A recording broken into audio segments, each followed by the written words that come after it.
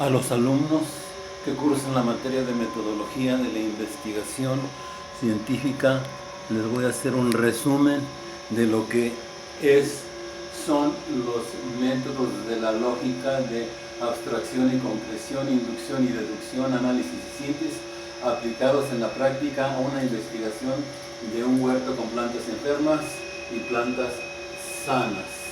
La primera operación que se realiza es acercarse al huerto y por la operación de abstracción, que consiste en observar, diferenciar, comparar, identificar, seleccionar y aislar o tomar una muestra, que en este caso sería del árbol más enfermo, lo pasamos, lo aislamos para poderlo estudiar en sus partes y en su todo. Entonces, ¿cuál es la primera operación que vamos a realizar? La operación de abstracción, que consiste pues en aislar, finalmente, separar una muestra de lo que está en la parte enferma para poderla estudiar de manera separada, tal como nos lo recomienda Aristóteles. Y ya una vez que está aislada, nosotros aplicamos la misma operación de abstracción para separar la raíz y separar partes, muestras del tallo, muestras de las hojas, muestras de la abstracción de lo que sería de las flores enfermas, una abstracción finalmente de los frutos enfermos, y tendríamos nosotros la idea completa de cómo se está comportando una enfermedad en la raíz, el tallo, las hojas, las flores y los frutos. Pero ¿qué hemos hecho con esta operación finalmente? Finalmente lo que hemos es hecho una operación de análisis, es decir, desglosamos el cuerpo en sus partes en lo que es la raíz, el tallo, las hojas, la flor y el fruto.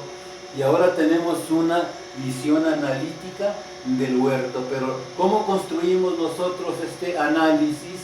Este análisis lo construimos a base de la abstracción 1, abstracción 2, abstracción 3, abstracción 4 y abstracción 5, que consiste, ya dijimos, en observar, diferenciar, comparar, diferenciar, seleccionar y aislar. También aquí haríamos exactamente lo mismo. Observar hasta llegar al aislamiento de la raíz, el tallo, la hoja, la flor, el fruto. Luego entonces llegamos nosotros al punto en que hemos creado un análisis a base de abstracciones, es decir, el análisis es una suma de abstracciones más sus relaciones, que no están aquí incluidas, pero que deben de contemplarse. Después de esto tomamos muestras de las partes más enfermas, que serían la raíz y la hoja, y tomamos dos tejidos, de los cuales por abstracción 1 y abstracción 2 llegamos a contemplar lo que es una célula enferma. De todas las células enfermas tenemos la más enferma y tendríamos nosotros pues aislada. Ahí la parte de la célula la aislamos en sus partes, que serían por abstracción la membrana, el protoplasma y el núcleo. Tendríamos finalmente pues desglosado en sus partes las células y por tanto tendríamos un análisis. ¿Cómo lo construimos? Lo construimos mediante una sumatoria de abstracciones. Entonces, finalmente también el análisis más profundo que se hace aquí en la célula se hace a base de abstracciones. Por lo tanto, yo puedo concluir, puede existir el análisis sin las abstracciones, no puede existir, porque el análisis se construye a base de operaciones de abstracción.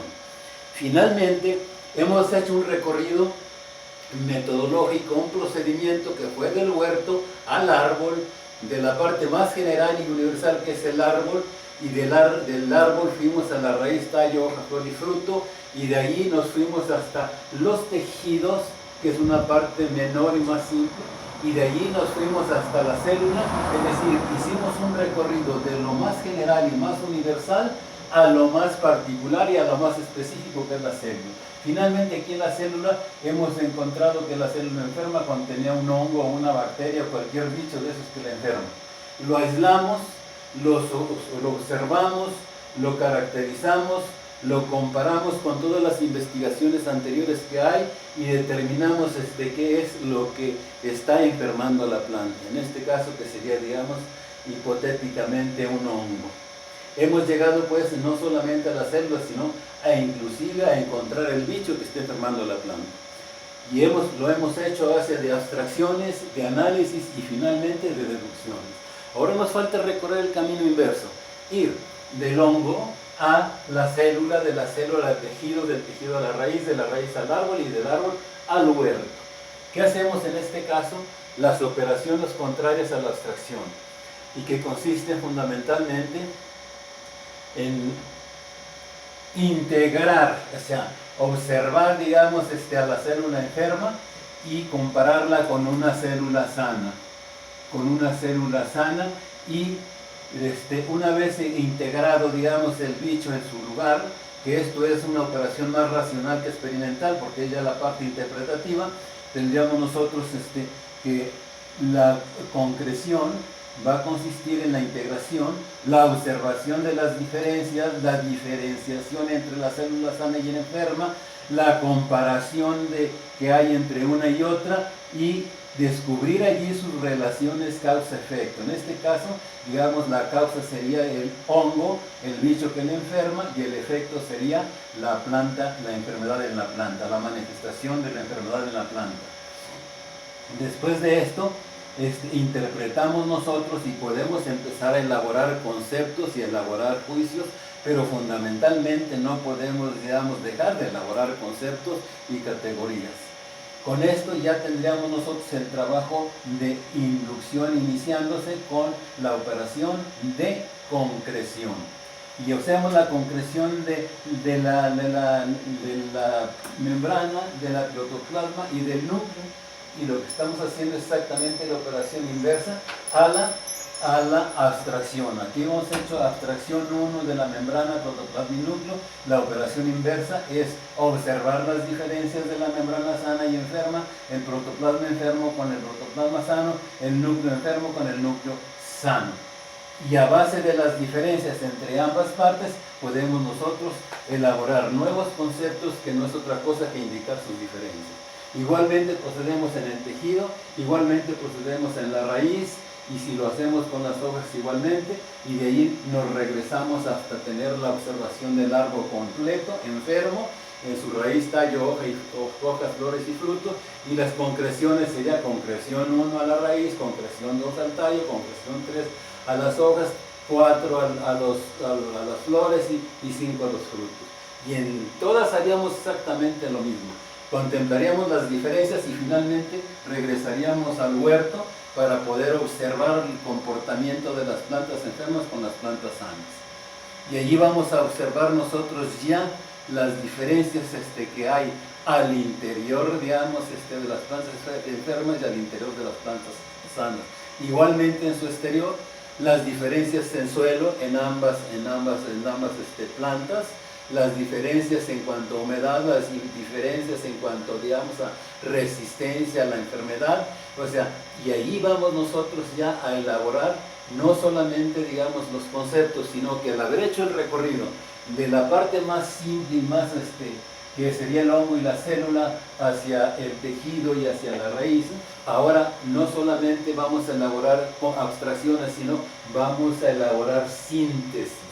Que sea la suma de una abstracción 2 y 3 me da la oportunidad de crear síntesis. ¿Y qué es eso? Elaborar no solamente conceptos y categorías, sino juicios, definiciones, teorías, nuevas hipótesis y nuevas teorías.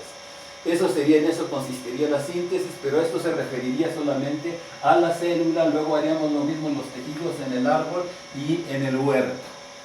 Y con ello tendríamos el recorrido de lo más simple hasta lo más complejo. Hemos aplicado entonces el método inductivo. ¿Cómo lo hicimos? Sumando todas las síntesis en cada una de las partes, y en cada una de las partes sumando todas las concreciones que hicimos también, membrana, protoplasma y núcleo, y en el caso de la raíz toda la parte del xilema, el floema y toda su anatomía interna, y acá en la parte del huerto, las relaciones que hay, digamos, de las plantas enfermas con su suelo, temperatura y todo el medio circundante. Y con ello hemos llegado pues finalmente a poder concluir la interpretación final de la investigación, creando nuevos conceptos, nuevas categorías, nuevas leyes y nuevas teorías.